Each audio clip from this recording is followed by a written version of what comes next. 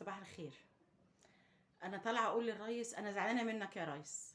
انا زعلانه منك، بس زعلي منك كوم والانتخابات كوم تاني. الانتخابات دي انا كنت مصره ان انا هقاطعها، بس لا، مش هقاطعها. انا لازم اكون ايجابيه وانزل اقول الكلمه بتاعت الحق، ان انا هنزل مخصوص عشان انتخبك تاني يا ريس.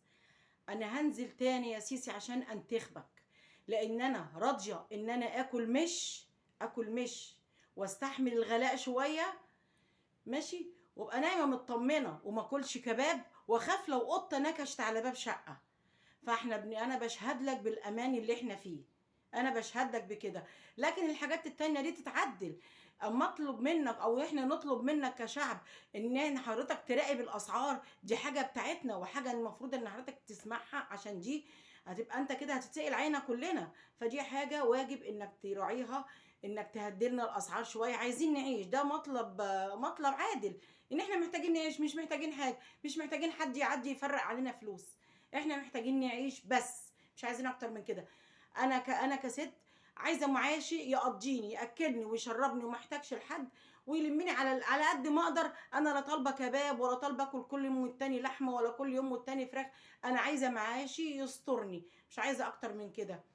وفي نفس الوقت مش عايزه اتلسع من الطبق مرتين، ما ينفعش. ودي كلمه انا بقولها من قلبي للشعب المصري كله. يا جماعه كلنا في مركب واحده، اوعوا تتلسعوا من الشوربه مرتين. اما يطلع واحد زي احمد طنطاوي يطلع يدي وعود هو نفسه ما هواش فاهمها، لازم تفوقوا. اما يطلع وحمدين صباحي حاطط ايده على كتفه، احنا لازم نفهم قوي ان ده جاي من سكه مين. اما يطلع حمدين صباحي اللي ملوش اي صله ولا اي سلطه ويطلع بيهدد بانفجار ودمار ومش لا، يبقى لازم نصحى، لازم نصحى. اما نبص نلاقي امريكا وروسيا بيتدخلوا في سياستنا، ليه لازم نصحى. معنى كده ان احنا لازم نحس ان كل دول متهددين وبخطورة وجود السيسي. يبقى لازم في الوقت ده احنا نقف في ظهره، لان هو ده اللي امننا واملنا معاه. هو ده الراجل اللي بيتعامل في مصر بضمير. اي نعم هو جه في ظروف صعبة شوية، جه في ظروف البلد اقتصادها زي الزفت، بس عمل بنية تحتية وعمل مشاريع ولا 100 سنة كانت تتعمل، ولا 100 سنة. فاحنا لازم نعترف بدي، بس لازم نطلب منه كمان طلب تاني يا ريس.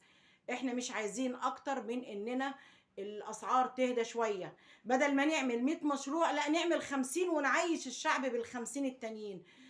مش عايزين حد ياخد فرصة، او الناس اللي هي ما والله العظيم معذورين اما الغلا يوصل بيهم ان واحد مش قادر يصرف على بيته وعلى عياله، يبقى معذور ان هو واحد يوسوس له في ودنه ماشي ويلعب بيه ويمشي وراه. ده لو هيديله قرشين، بالذات لو كان واخد واحده ست قليله الاصل وشغاله له في هات هات هات.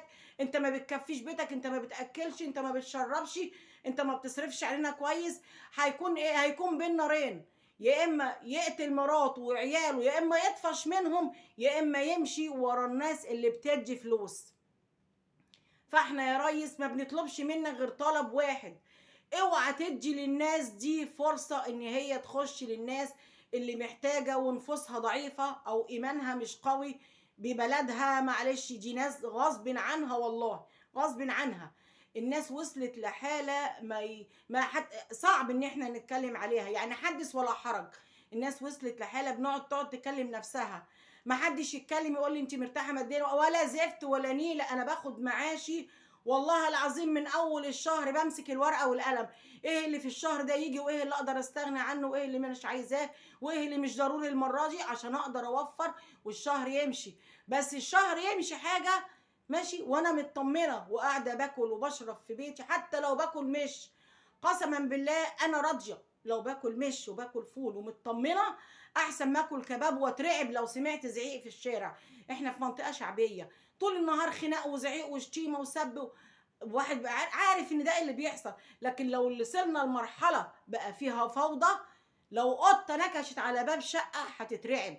فانا عشان كده بقول للشعب خليكوا ورا السيسي، السيسي امانكوا، لان السيسي راعبهم هم وخايفين منه، لان فهموا سياسته، فهموا انه ماشي صح، واخد الشعب صح.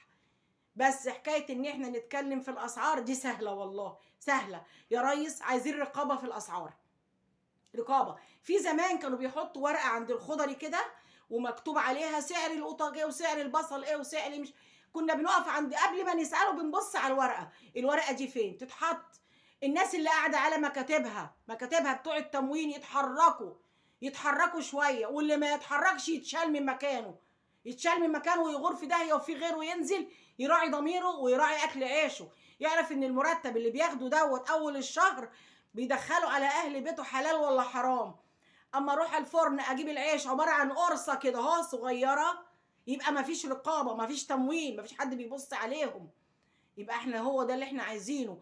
الوزارات دي وكل ما واحد لو شاف شغل وشاف اللي تحتيه، كل مرؤوس لو شاف اللي تحتيه شغالين ازاي وشوف شغلك واعمل وشوف كده، احنا هنرتاح. ينزلوا بس يشوفوا اكل عيشهم، ما يروحش مكتبه يقعد على مكتبه يشرب الشاي ولا يشرب له القهوه ولا يطفح له السندوتشين على الصبح ويقعد يضيع الوقت لما الساعه تيجي 2 ويروح، اصله بيعد ايام عشان لما الشهر يخلص يقبض. قول له اللي انت بتقبضه ده فلوس حرام بتدخلها على بيتك، فاللي يقبل الحرام احنا ما نقبلوش وسطنا. كل هو ده بس يا ريس اللي احنا مش اللي احنا عايزينه منك. الناس دي تنزل تشوف شغلها، يبقى في رقابه على الاسعار، الاسعار تنزل شويه. انا ما اعرفش اروح اجيب كيلو لحمه ب 300 جنيه، مش هكذب، هو انا معاشي فيه كام 300 جنيه؟ الفراخ دلوقتي الكيلو وصل ل 85 جنيه، البانيه ب 200 جنيه، الرز اقول ايه بس. انا هعدي كل الحاجات دي معروفه. كفايه ان البصل اللي كان 6 ب10 بقى ب30 جنيه الكيلو، بقيت اروح اجيب بالكيلو واقعد احسب كده كام بصلايه كده. القوطه نفس الحكايه. الحاجات دي محتاجه نظره. هي دي السياسه يا راس اللي احنا نعرفها، السياسه اللي 90% من الشعب المصري يفهمها. الشعب المصري مش كله يفهم العلاقات اللي بين الدول او الاقتصاد او مش عارف، كل الكلام ده ما يعرفوش. الشعب المصري عندنا ما يعرفش غير سياسة واحدة بس، مرتبه او معاشه يكفيه ازاي ويمشيه ازاي ويلم شهره من غير ما يتفضح او من غير ما يطلب من حد حاجة. مش عايز اكتر من انه يستر وياكل لقمة. ياكل لقمة مش ضروري، هو مش طالب كباب والله.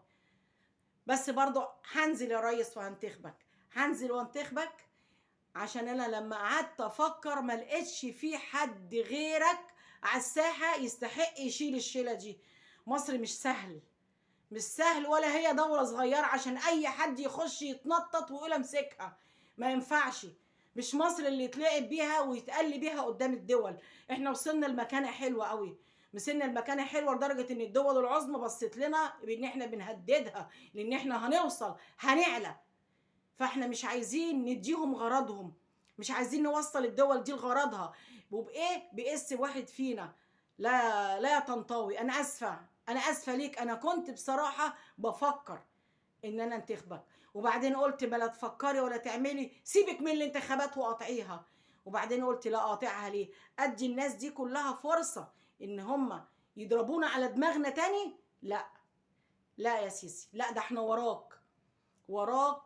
بس هو ده الطلب اللي بنطلبه منك، وراك يا سيسي، واحساسه بان انت الراجل الوطني اللي خايف على مصلحة البلد دي، وعذرينك في كل الظروف اللي انت عديت بيها. وراك يا سيسي. وتحيا مصر، تحيا مصر، تحيا مصر.